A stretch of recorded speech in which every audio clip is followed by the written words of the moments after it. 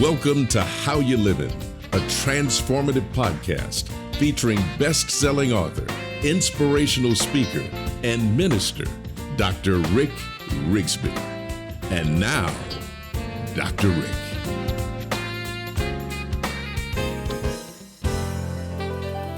Hello, friends. Thanks so much for joining us. I want to continue a discussion that we started in a previous episode, a discussion about virtues. Virtue is conformity to a standard of right, one possessing the strength and the courage to do what is right in every circumstance, in every situation, regardless of the cost. Simply stated, virtue is the quality of being morally good. A person of virtue is considered one of moral excellence. And while morality is presently challenged and even redefined these days, one thing we can all agree upon is this. To be a good person, the best person one can be, is virtuous. Virtue has been defined as an excellent trait of character. A person of virtue moves from knowing what is right to doing what is right. As a father, this is very important to me. It's important to me to remind myself from time to time of this one penetrating question. What virtues do I want to pass on to my children? I can't just talk about them. I have to model them. I'm grateful for biblical examples like the one provided by the Apostle Paul, who wrote a virtue checklist of sorts in one paragraph tucked inside Romans chapter 12. I want you to listen to this. Paul wrote, "Don't just pretend to love others, really love them. Hate what is wrong. Hold tightly to what is good. Love each other with genuine affection and take delight in honoring each other. Never be lazy, but work hard to serve the Lord enthusiastically. Rejoice in our confident hope. Be patient in trouble and keep on praying. When God's people are in need, be ready to help them. Always be eager to practice hospitality. Blessed are those who persecute you. Don't curse them. Pray that God will bless them. Be happy with those who are happy and weep with those who weep. Live in harmony with each other. Don't be too proud to enjoy the company of ordinary people. And don't think you know it all." Not surprisingly, in this passage, love takes center stage. It's the core virtue. It's the chief characteristic of all the others. Love is that pervasive trait that colors all others.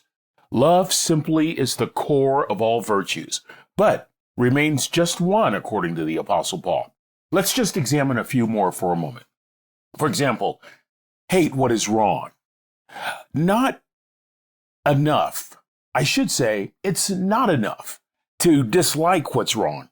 We're encouraged to hate it, to detest it, to loathe it, to have no part of it. How virtuous to develop a distaste in our lives for that which is wrong. How about this one? Hold tightly to what is good. You know, I was with my father for 41 years, all of my life, 41 years of his. And for all those years, my father ended every single conversation with these words: "Son, be good." As a matter of fact, when he would talk to people on the streets, when he would talk to anyone, he would always end the conversation with, "Well, sir, be good. Ma'am, be good." For my dad, being good was not a part-time job. It was not a sometimes thing. Being good was a lifestyle choice that he made every day. Being good was a virtue. How virtuous to develop an appetite for being good. How about this one? Love with genuine affection. I've heard love described as seeking the highest good of the other person.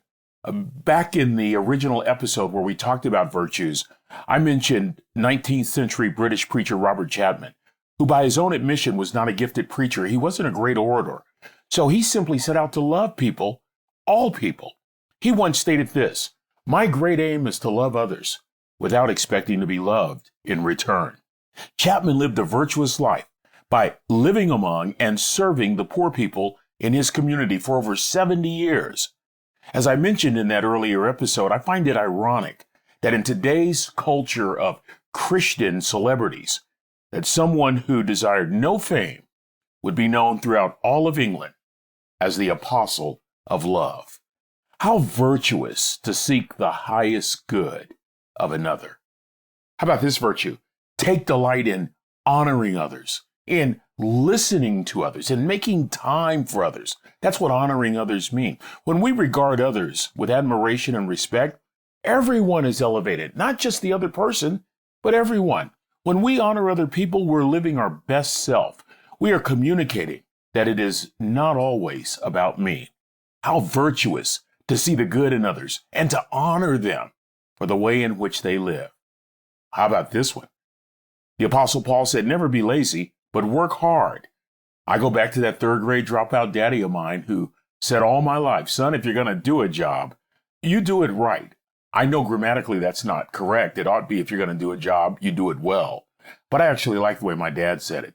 If you're going to do a job, do it right, son. I remember learning about the great Major League Baseball player, Ozzie Smith, that when he was a kid, all he had was a raggedy tennis ball and didn't have much else to play organized baseball with. When he did play organized baseball, he is really good, especially at shortstop. And as the story goes, Ozzie got a scholarship, earned a scholarship to Cal Poly San Luis Obispo. When the starting shortstop was injured, they inserted the name Ozzie Smith. The rest is history. He was drafted by the San Diego Padres. He helps the St. Louis Cardinals win a World Series, and he just practiced excellence every single day on the field.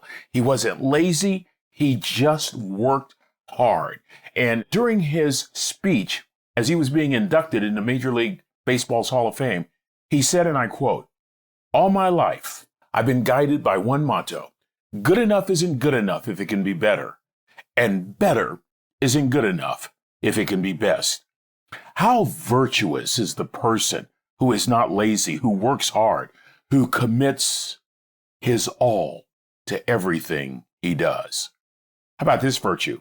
Serve enthusiastically. Oh, baby. This may be one of my favorites, if not my favorite. And the reason why is because it speaks about passion. Friends, listen to me carefully. You'll never be great without passion. You might be pretty good, but you won't be great without passion. And let me just make this clear. Passion is not inextricably connected to the volume of our voice.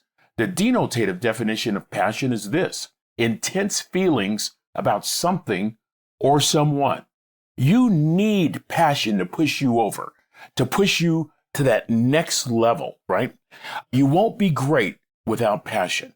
How contagiously virtuous to be passionate about life. I know I said that passion is one of my favorites. This may be my favorite. How about this virtue? Be hopeful. I wrote a whole book about hope. I went through a period in my life where I had no hope. I had no reason for which to hope. I was afraid to hope. And then I began to realize the power associated with hope. You see, friends, hope gets a bad rap. I think it's the result of our casual use of the word hope. But hope is powerful. Think about the sentiments we use hope to convey a particular message. We'll say things like, I hope it doesn't rain. I hope I get a parking spot. And as a result of that, we've relegated hope to the basement of human emotion. Hope is far more powerful than wish fulfillment. I think that hope is far more powerful than a fleeting thought or a passive impulse. Hope is active. Hope is dynamic. Hope is transformative. And guess what? Hope is within every single one of us. That's right. Hope resides within us. I define hope as a quality within every human spirit that places a transformative demand upon our heart to believe for the absolute best outcome. Here's a quote worth requoting. It's from Helen Keller, who said on one occasion, hope sees the invisible, feels the intangible, achieves the impossible. Oh, I like that. The virtuous person is one who is filled with hope, regardless of what they see, regardless of the circumstances or the situation. You have this expectation that somehow things are going to work out. Friends, I learned so many of these virtues as a child. I learned them from wise parents. My parents weren't educated, but I learned from their wisdom, these virtues. Virtues like be ready to help. I can remember my father saying, son, Make sure your servant's towel is bigger than your ego. I learned patience from my mother.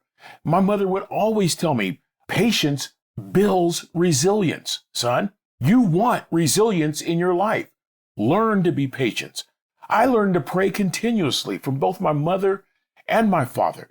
They taught me that there wasn't a problem on this earth that God didn't have an answer for, that I was to pray continuously.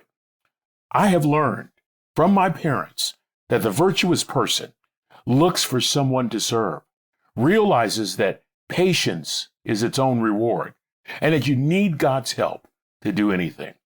The virtuous person serves, is patient, and seeks wisdom and guidance from on high. How about these virtues? Be happy with those who are happy. I love that. That's celebrating others. When you celebrate others, everyone is lifted in spirit. Or how about this one? Be sad with those who are sad. Weep, the Apostle Paul said, with those who weep. There's nothing like a display of empathy toward another person. How about this virtue? Live in harmony with each other. That one reminds me of Martin Luther King Jr., who said on one occasion, either we're going to learn to live together as brothers and sisters, or we'll perish together as fools. How virtuous is the person who celebrates others, who suffers with others, who makes harmony and peace his constant companions. And as we close, how fitting that the Apostle Paul would begin with the virtue of love and end with the powerful virtue of humility, and a reminder that we should not be know-it-alls. The last virtue he talks about is being humble, not too proud of ourselves, not so proud, in the words of the Apostle Paul, that we don't want to interact with ordinary people.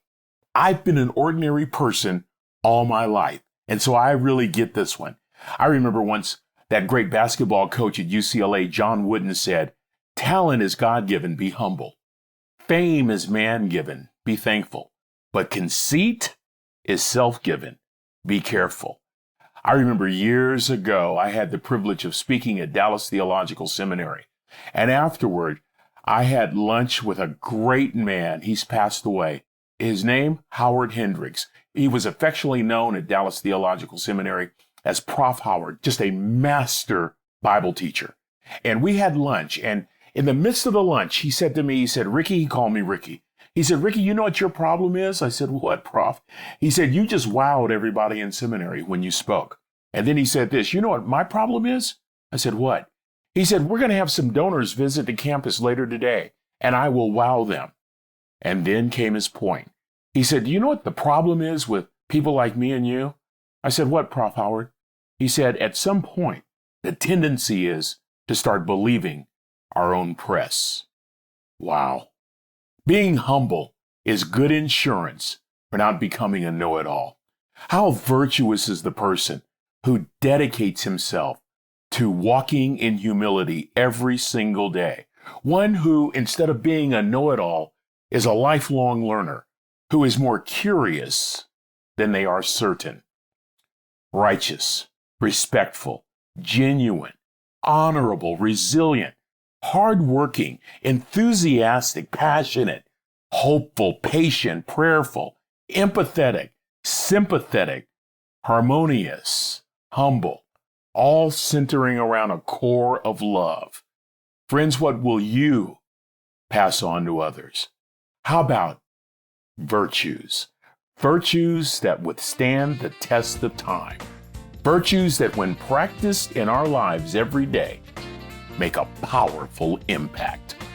Well, that's going to do it for this episode. Until we meet again, this is Dr. Rick, asking the most important question I can ask. How you living? Are you ready to make an impact in your world right now? Do you want to stop existing and start living your best life right now? Dr. Rick wants to give you the first chapter of his best-selling book, Lessons from a Third Grade Dropout, absolutely free. Just go to www.rickrigsby.com/free gift to get the print or audiobook right now. This is thepodcastfactory.com.